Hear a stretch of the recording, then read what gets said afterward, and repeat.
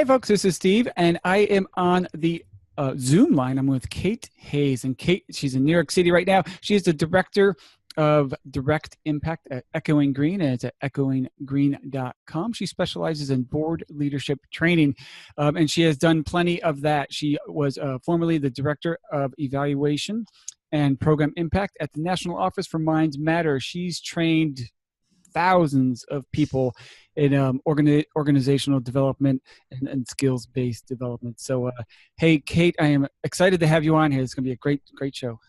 Yeah, thanks so much for having me, Steve. And I don't think I was over-exaggerating. Thousands of people that you have trained and have done this. Do you mind if I'm going to ask you real quick? This is kind of more in your method of training. Do you usually do that in person? Are you doing it online? Do you do it in seminars, webinars?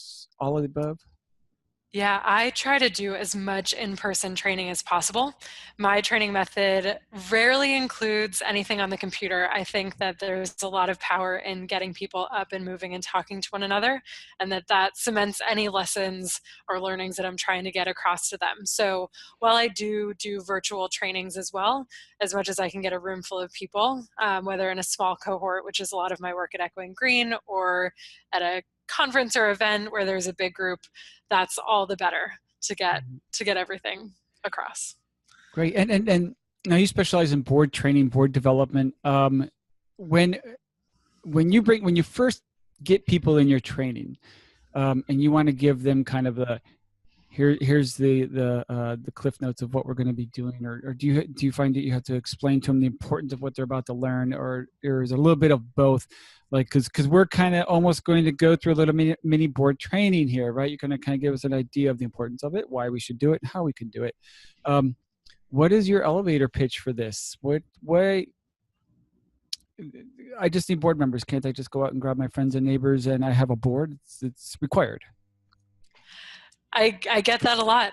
And when people do come to the trainings, and I'll back up in a second into what brings them there, but when people do come to the trainings, it's so interesting because they're expecting a lecture on the legal and fiduciary responsibilities of a nonprofit, which is what most nonprofit board trainings look like.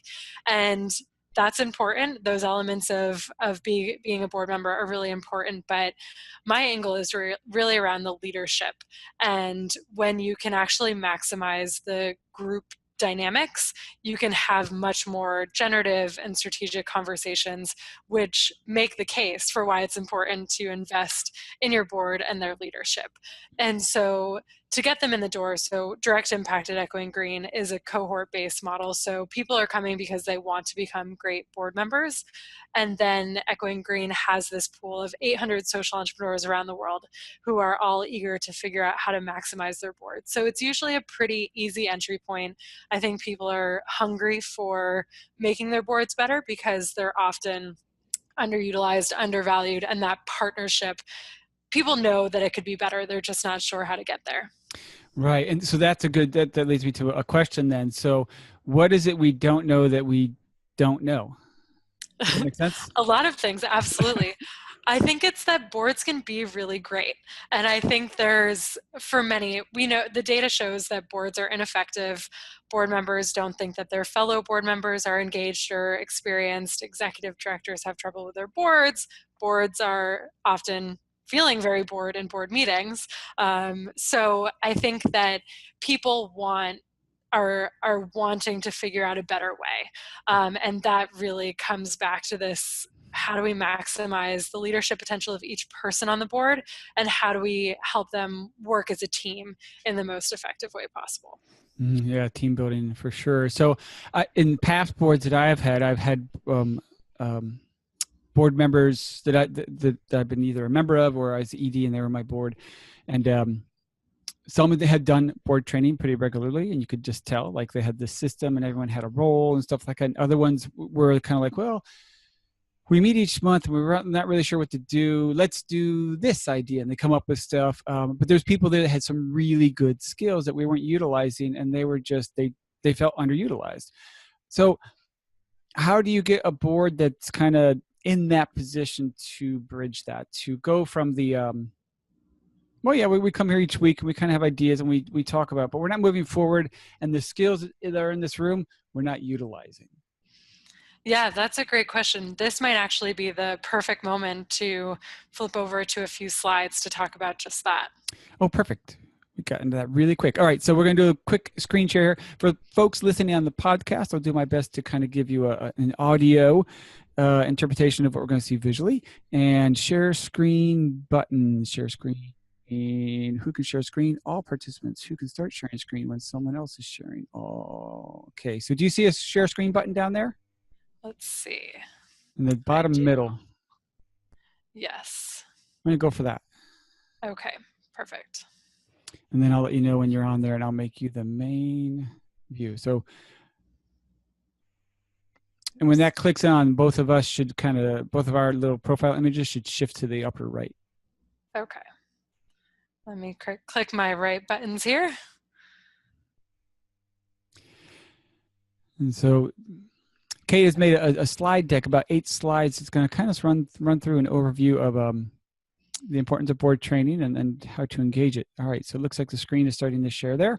Okay. You've taken over my screen. Perfect. I see. Great. Awesome. Cool. So first slide's the title page, folks. So we're going to go into there, and it's how to build better boards. So you take it away. Great. So to start with the question that you asked, Steve, I think for boards, making the decision to think about how to maximize your board should be the easiest part of the process. So I think knowing that there's a better way is a really good place to start. And so I'll go through a few slides, like you said, to get to that. So I think that nonprofit board leadership comes down to a few things. And they're typically the places where boards get stuff wrong typically and don't maximize themselves. So the way I like to think about exceptional boards is that they're strategically engaged. So they're really thinking at the highest strategic level. They're focused on finding insights in terms of just reporting back about what's happening. They're also operationally distant. So they're not getting too into the weeds, too into the day-to-day operations of the nonprofit. And they're constantly learning. So not only about how to become a better board member, but how to understand the context that they're working within, and constantly learning about themselves and about each other. At the same time, boards need to be mindfully balanced between all these three things. If you're going through an executive transition, you're probably going to be more in the operations than if you're at a point where you're really just focusing on governing the organization and thinking about strategy. Right. And so looking at this slide here, you have your strategically engaged, you're operationally distant, and you're constantly learning, kind of 3 pillars, right? And then, so folks who aren't looking at this, so each one of those is a circle, and all 3 circles are overlapping, and in the middle is mindfully balanced. So what you're representing here is that these 3 pillars kind of coalesce and bring that mindfully balanced nature to the board. Now, I'm going to assume you're going to go into each one of these a little more in detail, or are we going on to something? Because I already have questions. We can go into the questions. These are the headline. All right, cool. So for everything. So let's dig in. Strategically engaged. I think you just might have answered the question I had about board members who I have a lot of skills, but I'm not engaged and I don't know what to do. And now we're here for a meeting and we're twiddling our thumbs, thinking of ideas, right? Trying to think of things. So I don't know, explain that. Maybe I'm a little off on that. Strategically engaged. Yeah, so what a board really wants to move towards is getting their boards thinking about strategic discussions. For instance, a strategic plan could be a really easy way to think about it. How is the board engaged in strategic planning? But it could be much simpler than that. So for a board, they might have a conversation around what does the board look like and who's on the board. That's a really good place to start. And having a conversation about the strategy of the board itself. What are the skill sets, both technical skill sets as well as soft skill sets that we're missing on the board? Where do we go to find those skill sets? How do we think strategically about that recruitment and onboarding process? And we'll go a little bit more into how to think about finding the right board members. Mm-hmm. That's one example of a strategic discussion. It could be about the metrics for the organization. So thinking really strategically, not about the little data points that need to get captured, but what does success really look like? When will we know that we can go out of business Right. because we've been successful in achieving our mission? Those are the types of conversations boards should be having. And can you pull in the strategic plan into that part? Like if you already have a strategic plan and maybe you want to be engaged in what you're doing, that maybe you can pull out pieces of the strategic plan to focus on to keep you on track? Absolutely. I think that all too often strategic plans sit on a shelf. And so the board really using it as a living, breathing document and bringing it into board meetings during the strategic discussion portion and digging in deeper into different elements of a strategic plan is a really powerful thing to do. We'll do a podcast on that. How to keep your strategic plan alive. Yeah. So operationally distance. I can relate to this as an ED that had a few busybody board members, to put it nicely. It drove me crazy. Operations is, in my opinion, your staff's job, right? So can you give me a better explanation of that? And then how do you, if you have someone on the board who's having issues with that, how can you remedy it? Sure. I think there's a few things here. So the board often forgets that their job overall is to govern the organization, and a big part of that is to manage the executive director. It's then the executive director's job to manage the day-to-day operations. I think just reminding boards of that is a really good place to start. It becomes tricky when you do have somebody who is more in the day-to-day operations and drives you crazy. And so I think that having a conversation will often lead to the fact that maybe they feel like that's how they're providing value. And by letting them know that actually, if you can look at this from 50,000 foot view as opposed to being on the ground with me, that's actually going to provide a whole lot more value. I like to think of great board members as insider outsiders. So they're insiders in that they're on the same team as the executive director and the whole staff, but they also can provide a really important outside point of view and see things from a strategic high level as opposed to needing to spend their time worrying about those little things. Right. Kind of the forest through the trees up thing where Exactly. like maybe the ED is in the forest and can't see the trees, but the board director, if I'm getting the metaphor right, would be seeing the whole forest, but maybe has an idea of what's inside it, but needs to be that overhead view. Exactly. Cool. And then the third pillar in this was constantly learning. That might be self-explanatory, but constantly means what? Monthly, weekly, yearly? Weekly, if possible, definitely monthly. And I think both inside and outside of board meetings, there's a few things that I think are really important in terms of learning to go a little bit deeper into them. The first is this learning about the organization. One of the things that we do in the Direct Impact program is we have prospective board members, they haven't even joined yet, go on a really intensive multi-day site visit with an organization, and they're able to understand the inner workings of that organization.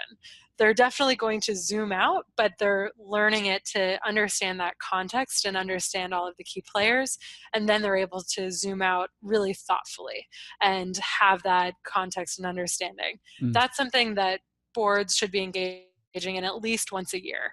And I'm not talking about a 2-hour site visit where you meet a couple of kids if you're in a youth serving organization, but you're really understanding the opportunities and challenges. You're then reading about the issues, reading documents on governance and board leadership, and you're creating space to reflect and to think and to learn about the organization and your role as a governing member of the organization. And then this piece of learning about yourself. I think what's really, really important and undervalued is board members building relationships with themselves. And that's really predicated on understanding who you are, how you show up in the boardroom, and using that as a starting point to understand each other so that you can really maximize the group dynamics in the room. Great. Let me just pitch my own podcast here. This is a learning opportunity, in particularly this very podcast that we're doing right now. So folks, you are in the constantly learning mode right now here, and hopefully we continue to do that. And then the mindfully balanced, I think that just kind of makes kind of puts them all together. If you want to explain more on that, but if not, we are ready for the next slide, I think. Yeah, I think the only thing on that is I always say when you've seen one board, you've seen one board. So there's exceptions to every rule that I'll say. There's many different stages of organization. So you're going to move between these things of what's of the utmost importance, whether it's strategy or operations or spending time learning. Mhm. So that's really where that mindful balance comes into play. Nice. Can I steal that? That was really good. I'm gonna that I can Absolutely. use that in many ways. All right. Absolutely. Well, So cool. yes, moving forward. So I'll spend just a couple of moments talking about Mhm. building a great board. This was something we were talking about a few minutes ago. I think one of the really important and fundamental things to making a board better is thinking about who's on the board. And oftentimes, the best way to do that is by creating a board matrix. There's not a lot of great tools out there. I think Excel works perfectly fine. And creating a matrix of what you're looking to have on your board and then going from there. So, thinking about what's the expertise. And it's really important to remember that job title does not necessarily line up with expertise. I think a lot of organizations see a bank in somebody's name and think they're going to be the finance Mhm. committee member. They're not necessarily in finance. So getting really clear on what those technical skills and expertise are and what that professional background is, but then also what are the soft skills? So do we have or do we need strong communicators, people who are good at giving feedback? What are those skills that might become useful for your Mhm. board to have to be able to support the executive director in? Right. Building, all the things that Exactly. the community connections. Exactly, Yeah. yes. Diversity. So, diversity means different things to different organizations, but it's really important to be thoughtful. We can certainly talk lots more about diversity on boards. It's something that I think a lot about, but making sure that the board represents the community that it's serving, making sure that there are a diverse set of voices and perspectives and experiences. We know the data shows that diverse teams make better decisions, are better problem solvers. So that's a really important element. And then, just like you said, the network. So, do they have media connections if that's important? Do they have foundation or corporate, whatever those connections are, thinking Mm. about that? All right. Then, once you do that matrix and plug in who you have and the skills that you have, and a lot of that will, the board will work together to report it, then you can start thinking about where those gaps are and be very intentional about recruiting for those gaps. That starts with writing a job description. If that's not something that you have, it's something that you need to have to be really clear on what the roles and responsibilities of each board member are. And from there, then you can cultivate board members. It's really important to go beyond your networks and think about who else might you not run into. Networks often look like ourselves, so we don't want a very homogenous board. So we want to recruit beyond those immediate networks.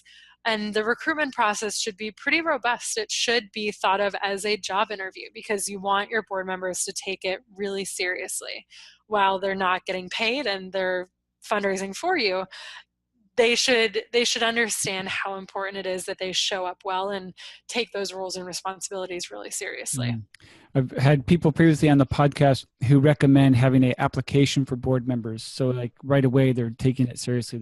You're applying to be a board member. We have an application for you to be submitted. I agree. And I often take that even one step further and ask board members to complete a short term project that would take 2 to 4 weeks. And it's really something that's in line with their expertise and something that you might actually ask them to do as a board member.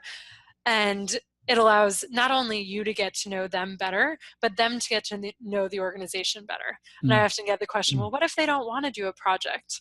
You've got to think really hard if you want them on your board. Yeah, that kind of answered your question, didn't it? Yeah. Exactly, So exactly. inviting them to come to the board meeting, or maybe even requiring them to be present at least one board meeting, so they can see the dynamics, make sure it's for them. Yep, Yeah, good. absolutely. Absolutely. Mutual interview. Yeah. Absolutely. And then here are just some questions that boards can be thinking about in terms of the conversations that they have as they're thinking about recruiting new board members. Okay. let's go back real quick. Let's go read through those. So on this slide, we've talked about the who, like who do you want in your board. We talked about the professional expertise, their personal attributes, right? Whether they have a network or they have some community connections, and the diversity, of course. And then how to find new and prepare your board members. We just went through that with the onboarding, the recruitment, and kind of cultivating them. These questions, let's go ahead and read those for people who aren't watching this on video. Yes. So does the size and composition of our board reflect our needs? I get the question a lot, what's the right size for the board? It varies based on life cycle and stage of that organization. You want to be careful about having the board get too big too fast, because you want to make sure that you can get the structural components right and build those strong dynamics from the start. Next question, do we have a process for recruiting and onboarding new members? So making sure that that looks the same for everybody. Diversity is important, but also equity is important. So making sure that people go through the same process as they're joining a board. And then do we have the right people on board? So have we created that evaluation tool and mapped our current board and looked for the gaps that we need to fill? So am I thinking in a way, so say our board, everyone's on board of like, we need to be more engaged strategically and prepared and whatnot. These questions here, does the size and the composition of the board reflect our needs? Do we have a process for recruiting and onboarding? Do we have the right people? Could there be just kind of a series of questions like this that people then take, and I'm going to go back one slide and put that as strategic engagement? Could they take that and be like, this is what we're going to be strategically engaged on. We're going to figure this piece out. That is exactly right. These questions are there to slot right into that strategic discussion portion. Absolutely. All right. So people listen to this again or go watch this on video, because if you're not strategically engaged, we have a mini engagement for you right here. Awesome. All right, let's move on. Okay, so once you've got the right people on board, it's really important to think about how to maximize the potential of those board members. And something that's often lacking in board meetings are ground rules or group norms. This is actually exactly how I start any session that I'm doing, whether it's a board meeting, whether it's a training, whether it's a one-on-one session.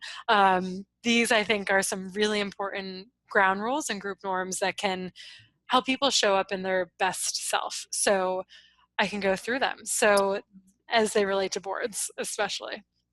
So respecting time. Board meetings are 4, maybe 6, maybe more times a year, and starting and ending them on time is really important. And we'll talk about what a great agenda looks like and how to encourage people to show up on time, but respecting that time, it's hard to do when there's a lot to get through, but it's really important. Being present and having your board members put their phones away, be there both physically and emotionally and mentally, and bring their full brains into the room is really, really valuable. And something that we just kind of forget to do, to say, hey, put away your phones, and then people are texting throughout the meeting. It's 2 or 3 hours. Phones can go away. Unless there's something pressing going on, you can share that as a group norm. This one I think is really important, is having board members use I statements. So I think that, I know that, my experience has been that. Each board member has a very different background, set of experiences and stories that they've gone through that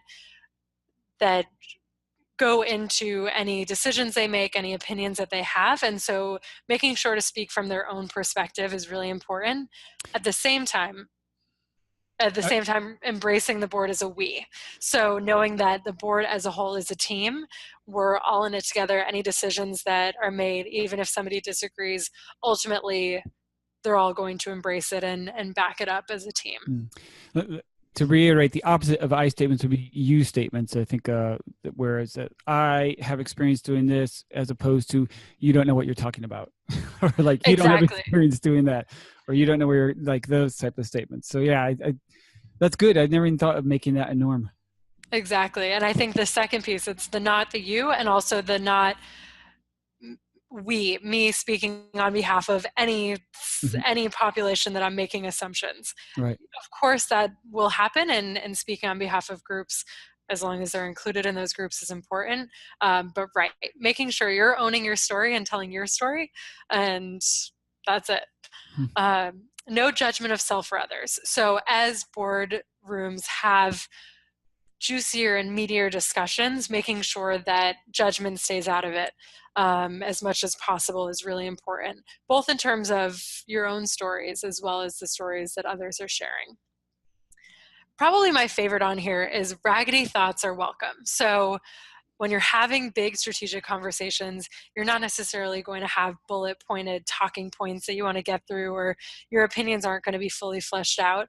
It's okay to fumble through and to say stuff and it not be exactly right, but to try to shape it as you go. But it's also okay to change your mind. And that, I think, is really, really crucial in boardrooms, because there's a lot of personal agendas that exist, even though they shouldn't. But just knowing that it's okay to change your mind. If you're having healthy debate, some people should be changing their mind, and bringing that in as a group norm can free people up to be able to say stuff, get it wrong, change their mind. It's all good and in service of the mission. Right, right. Listen, listen, clarify, listen is the next one. I joke that oftentimes people say we have 2 ears and 1 mouth, so we listen twice as much as we speak, but I think it should be 3 times as much to really emphasize the importance of listening. I think many people can relate when one board member will say something and the next will say pretty much the same thing, and a third will say almost the same thing, because they haven't actually listened. They've been focused on what they're going to say next. And that's human nature. People want to get their point across and be heard. But when you have such limited time as a group, really focusing on listening to one another is extremely valuable. And then asking clarifying questions instead of using questions to give advice or using questions to share your own story. Great questions should be straight to the point and seeking to learn more. That lens of curiosity. Yeah, and relevant to what was being talked about. Exactly. Yes, that's a key part of it as well. Get comfortable being uncomfortable. So again, strategic conversations are going to be hard. They should be hard, or they're probably not strategic enough. And knowing that you might feel uncomfortable, you might be unsure of yourself or others in the moment, but just embracing that is really great for boards to do. And then finally, and really importantly, silence is welcome and expected. There's not a whole lot of silence in board meetings, but silence is what allows people space to think and reflect and not have to think about what they're going to say next and be able to listen. So I've found in every meeting that I run, just putting it out there that silence is expected takes away some of the discomfort when there are silent moments and encourages people to take a pause before they jump in with the next thing that they want to say. Yeah, that's perfect. Give people time to just kind of sift through and then come up with whatever they need to continue on, and not feel the need to fill in all those empty spaces. Exactly. Well, cool. All right, so ground rules for the board meetings. Let's go on now. Okay, so what does a great board meeting look like? This is my favorite topic, how to maximize board meetings. Most board meetings, you show up, people are running late, you approve the minutes, you go through the board book because few people have read it, you're going through agenda item after agenda item, and then finally you get to the important topic and you've got 30 minutes left and people are tired. So what I really wanted to do and have been doing with our Echoing Green Fellows is reimagining what board meetings can look like. So these are the key elements, which I'll go through. This is based on a 2-ish hour agenda, but the times can be adjusted for longer meetings. Right. And real quick, folks, so what we're looking at is basically an outline for an agenda based on topics and times, and we are going to run through those right now. And so, but we'll get into detail. Yes. So very first, welcome and introductions, about 15 minutes. Relationships are really important on boards, and there's actually data that shows that having social interactions both inside and outside of the board meetings makes boards more effective, which is really exciting for those of us that have been trying to say this for years.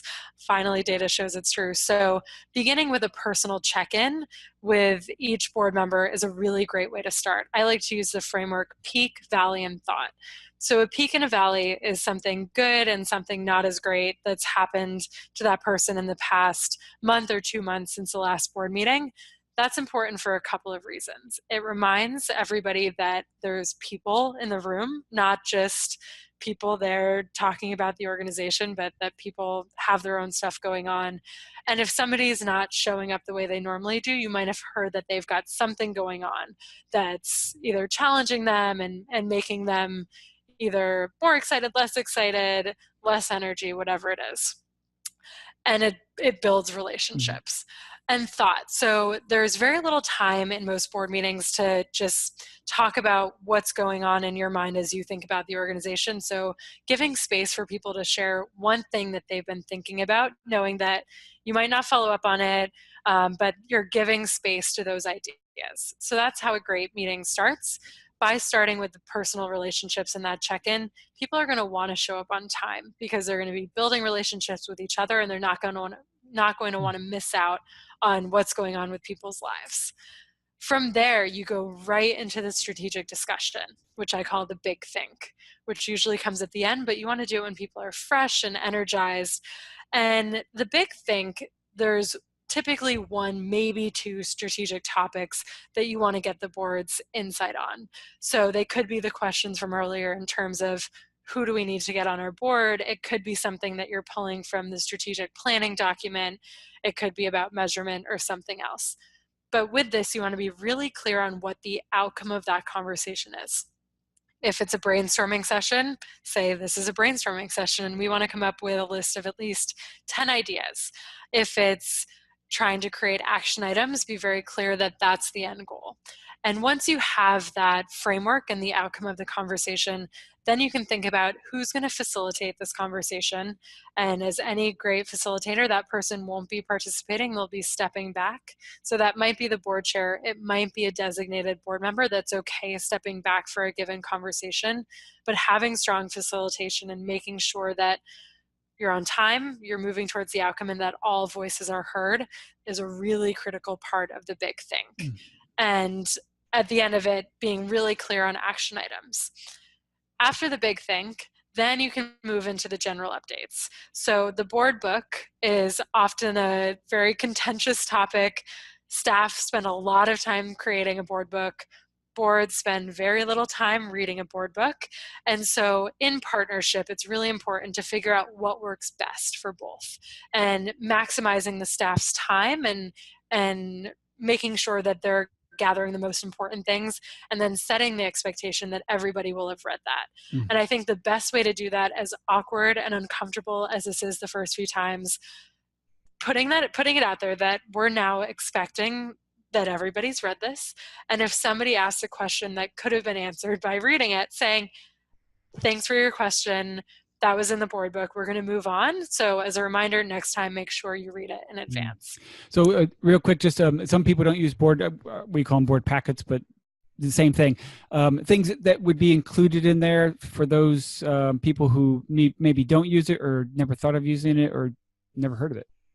Sure. So generally, there would be programmatic updates, what's going on in terms of what the organization is doing, a financial scan, kind of what, maybe it's the profit and loss, the balance statement. There's probably a fundraising update, a look at the budget, measurement outcomes. Some are really, really robust and get way into the details. I'm talking 50 or 100 pages long. Some are much shorter. I think that the shorter you can get it, the better.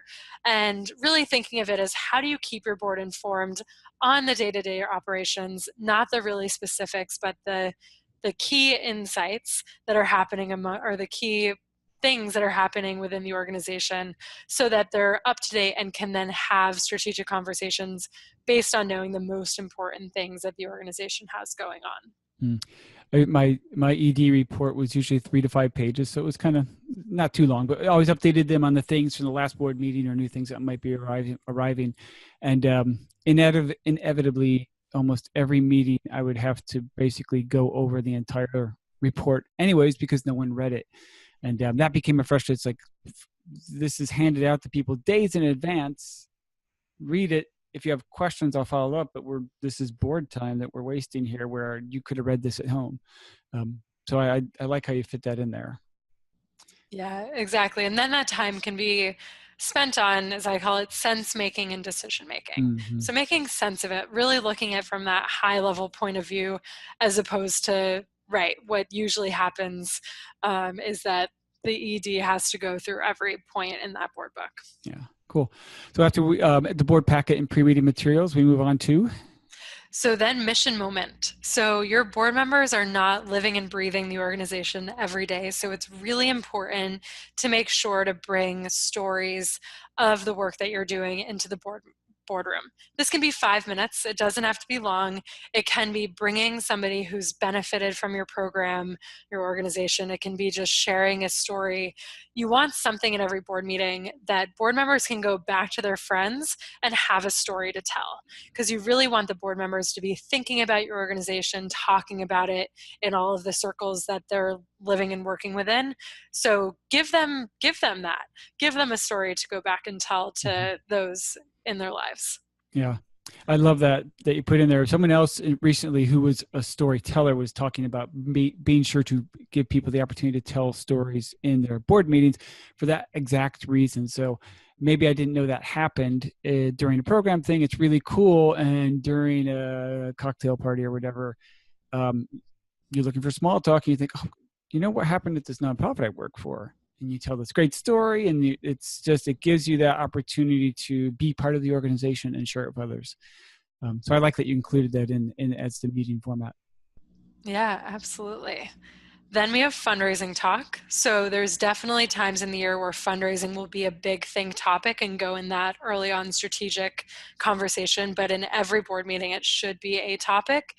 Board members should be fundraising on behalf of the organization and having a little bit of time where they can either just generate ideas, talk about what's worked for them. If a board member sent out a really great email campaign and got a ton of donations, they can talk about how they did that process, and it might spark something in somebody else and they say, hey, I could do that. Can you send me that email? So just making sure that there's a little bit of space to talk about fundraising is really important. Then you can get into approving minutes and any other simple approval items that might be on the docket. That's the easy stuff. People should have read the minutes. It can come at the end.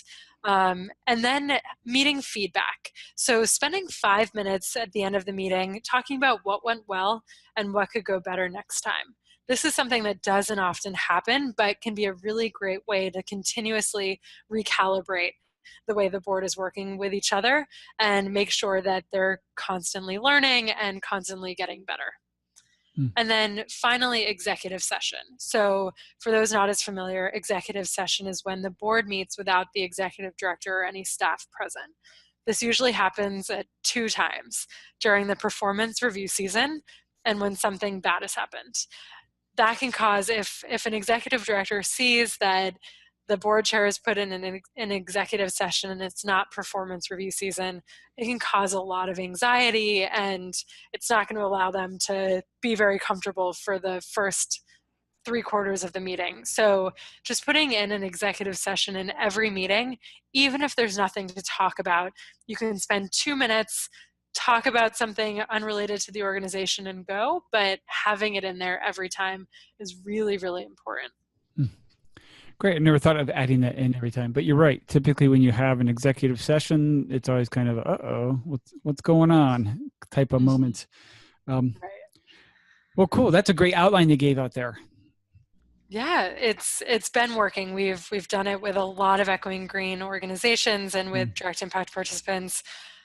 Customize it as much as you want, but Cool. in general, this can I framework put you on the spot? Can I have this slide deck and put it in the show notes?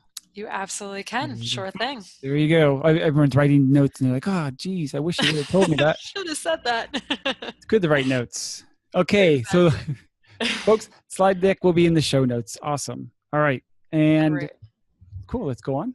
So I'll fly through the last couple of slides since you'll have access to the slide deck. So when we created Direct Impact, we wanted to have the individuals going through this program commit to something.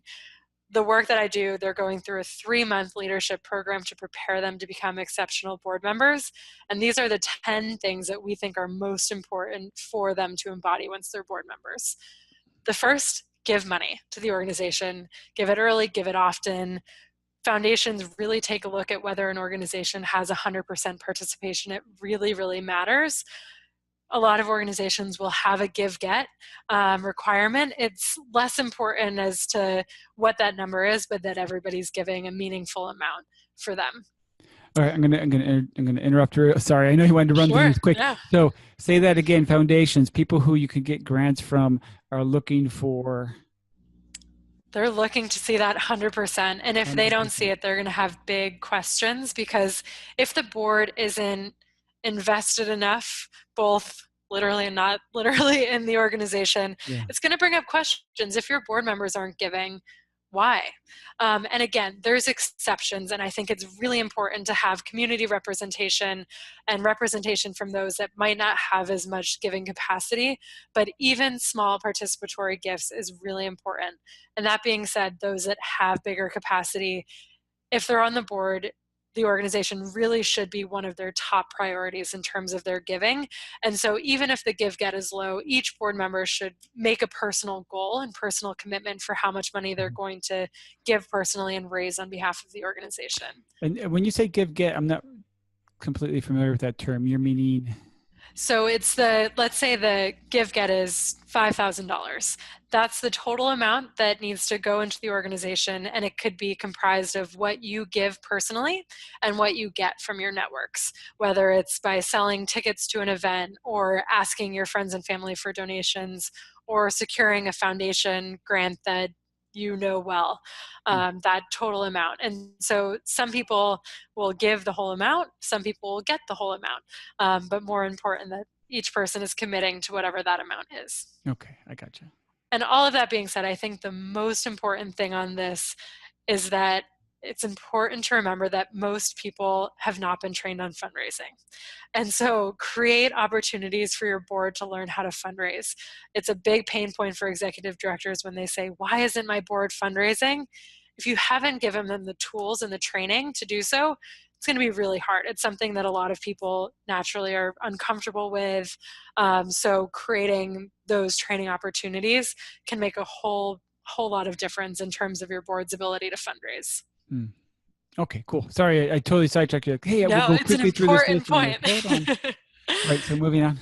Moving on. So next is preparing for board meetings. So blocking out an hour to prep for each board meeting, making sure that you're reading the materials, making sure that they're short enough to read in that hour, and asking basic questions in advance. If there's things that you're just not clear on or think you need more information, feel free to ask those, but come prepared to engage in a really meaningful and strategic discussion at the board meeting. Next is supporting the CEO. So again, the board as a whole is managing the CEO, and you want to make sure that they're supported both in terms of their professional development, but also them as people. Being an executive director can be a really lonely job. There's not always a lot of support, but that support can really happen within the board. So you want to make sure that you're there for them, that you're a trusted partner that they can really come to with the challenges they face. There's oftentimes a desire to impress the board because there's a perception that they're looking to be impressed, but most board members really want to get into that nitty gritty and understand what the pain points are, what's keeping you up at night. So creating this partnership, this trusting relationship, and boards really supporting the CEO on all levels is really, really important. The next is being an ambassador. So gathering those stories so that you can tell everybody in your networks about the work that you do and the work that the organization does. It's easy to forget it since you're only having 4, 6, 8 touch points a year. But making sure that you're talking about the organization on social media, at cocktail parties, at work is a great way to spread the mission of the organization, because it is something that as a board member you care a lot about. So you want to think about how you can talk about it more within your life. Mm-hmm. Follow through. Really basic, but do what you say you're going to do. It's easy to get caught up in board meetings and say yes to everything, but if you don't have capacity for any reason, say no, that you can at that point in time. So be really careful about what you say yes to, what that capacity is, and follow through on everything. Because it's a big job for the executive director and board chair to manage all of the board members. So you want to make sure that you're doing your role in what you say you're going to do.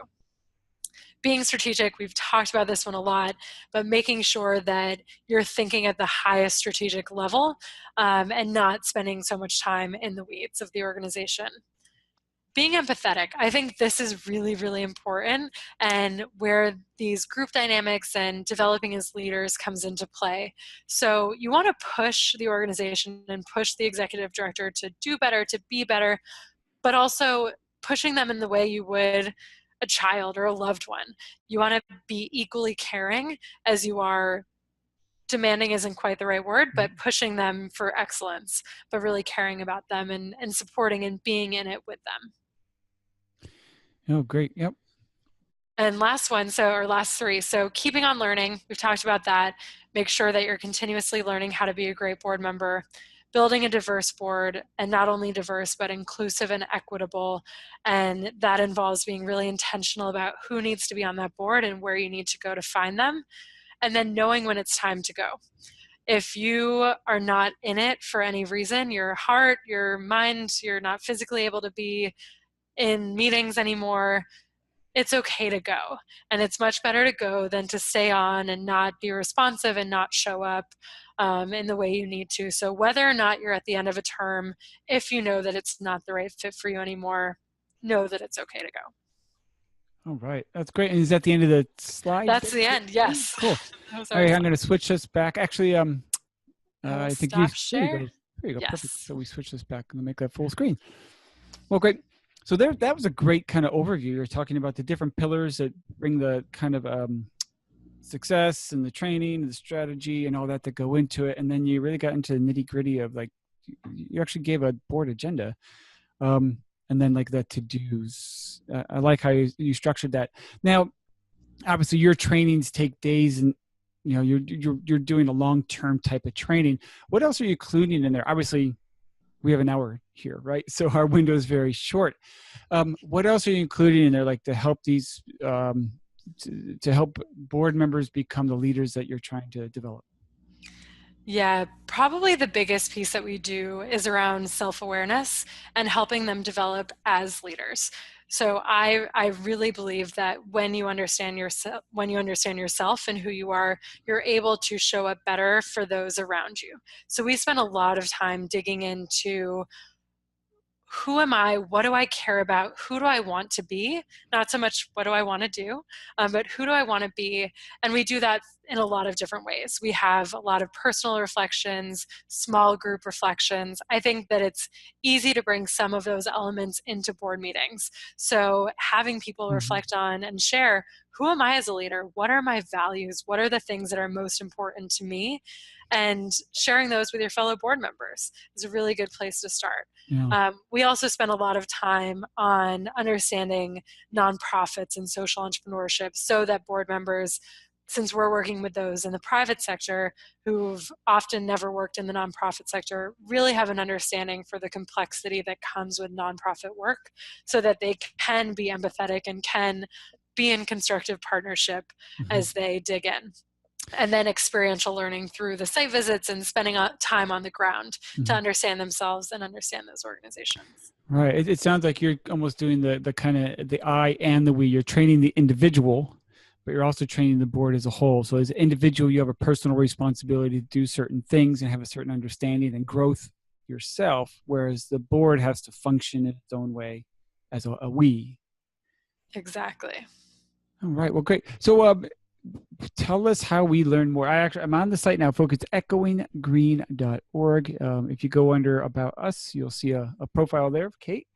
And it's a rather large organization, actually. I was pretty impressed when I was going through all the stuff that you guys do.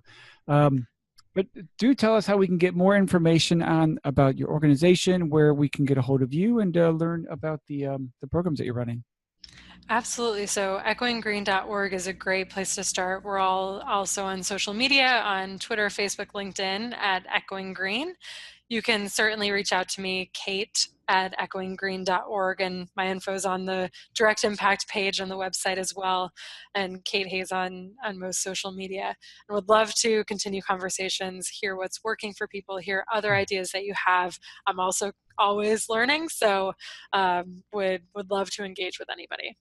Yeah, that's great, folks. So all this will be in the show notes. Again, it's echoinggreen.org, and we'll have links to the page, to the programs, and Kate's email and the slide deck on those show notes for all you to see. Kate, any last bit of advice or tips for all the board members out there who just listen to this and who are like, oh, all right, cool, I got some work in front of me, and who are pretty excited now?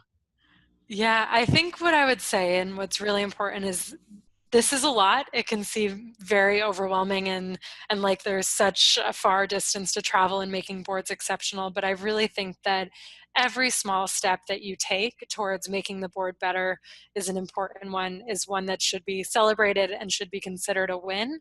And over time, the board's going to evolve. The board's really the most important part of the organization. It's the through line. No matter what, no matter the executive director, it's going to be the constant for the organization. So don't underestimate the importance of every small step in making the board better. Cool. Well, I think folks, I think the ones listening just did take a small step. So I applaud you and I applaud them. Absolutely. Good job, everybody. I'll do an applause sound Yes. effect. So yeah, that was great. I mean, really, folks, your very first slide in that slide deck where it was constantly learning, the constant education that should be going on, not just through listening to the podcast, but there's books and there's online training and there's programs to participate in. If you think you're going to have it nailed down in a month, you're not. It's going to take, well, you'll just always be doing it. It will just always be happening. So, hey, Kate, really appreciate you being on the program. That was awesome. And thanks so much. Yeah, Steve, thank you. Thanks to everybody for listening.